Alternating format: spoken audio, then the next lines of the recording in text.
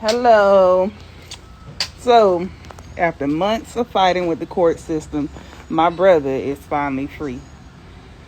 For anybody that don't know the situation, my brother has some well-documented mental health issues, and people that know him know that, they know how his mind state is and stuff like that. But he does have paranoid schizophrenia, some multiple personality disorder, and a few other things.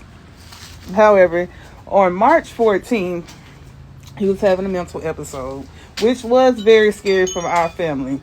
And we called 911 like we normally do, where he's normally taken to Lakeview Center or Baptist Stress Center for treatment and evaluation. But this time, instead of him being taken to Baptist Stress Center or Lakeview, even West Florida's Pavilion, he was taken to jail.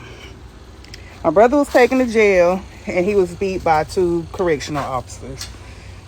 So staff came in the next morning and found him with injuries to his hand and other head trauma and stuff like that. And he was sent out to Baptist Hospital for emergency surgery. He stayed in Baptist Hospital for about 3 days, from what I was told. But anyway, this has been a very traumatic situation for us, because at the time we were looking for help. We were trying to de-escalate the situation. We didn't want to harm my brother, and we also didn't want him to harm us, but we needed him to go and get psychiatric treatment, and that didn't happen. It's very traumatizing to send your loved one out for help, to be seeking help, and knowing someone's mental state, and then find out that instead of them receiving the help that you planned for, they are taken to jail and beat severely to where they need surgery. He shouldn't have been beat or mistreated like that at all. I don't know. It's a hard situation. There needs to be more options for people dealing, or family members dealing with loved ones with mental health issues. I know that they say they have a rapid response team here in Pensacola that's available throughout the weekdays, but what about on the weekends? Anyway, a situation like this just makes you not trust, law enforcement and such people, at all. It just makes you skeptical about even calling for help, Like, what do? It leaves you kind of, helpless with your hands tied in tough situations. But anyway, I'm happy my brother's home. Finally, they dropped all the charges. I don't think he's on probation or anything like that anymore. So he's free. And, that's that. So we just got to deal with this other situation, because we are suing for his injuries and having to go through this whole experience.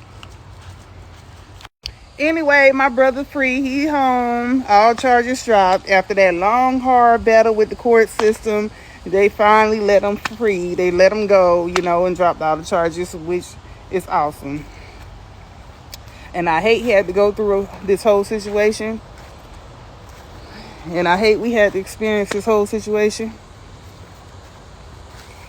And I wish, not just for us, but for other families, that there was more resources or a better solution to get help for people with mental health issues. People that are caregivers of family members and loved ones that have psychiatric issues and things like that. If we had someone that we can trust to turn to for help, when they have these mental episodes. Because right now, we're left without a solution, because we know we cannot call 911. Like all these years, my brother been going through these situations. When we call 911, he is taken to Baptist Hospital or Lakeview Center. That didn't happen this time. You know, we don't want to go through this situation again because my brother was taken to jail and 2 COs beat the crap out my brother to the point where he needed emergency surgery. And that's bad. That's horrible. All right, you on camera. Hey, my name Bradley J. Crompton. I'm a mental patient at the Lakeview Corporation, Lakeview over there off of Hernandez or George Street, whatever. I was out of my mind on the night of March the 15th, having a mental breakdown, mental episode about some things. I got schizophrenia, manic depression, severe anxiety, bipolar type something, a sleeping disorder,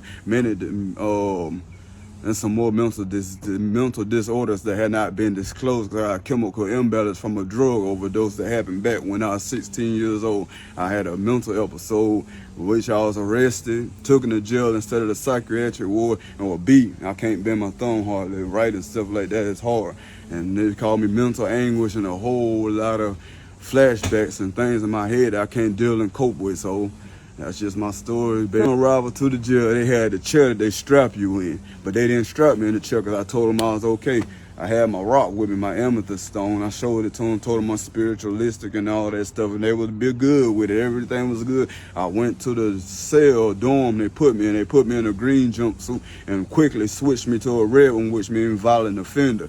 They took me to the dorm, and upon getting there, Officer Hale told me that he was part of the tactical response team, and he was a devil, and he was going to send me to hell. He was also known as the devil, and he was going to send me to hell. But I told him, my name Lucifer. I'll lure you in and make you lose yourself. I guess he didn't like that. He came flashing the light in my eyes constantly, and I told him, can you quit flashing the light in my eyes? He said, I have to make sure that you ain't in there hanging yourself. And I said, well, I'm pretty sure you don't got to keep shining that light in my eyes to see I ain't hanging myself.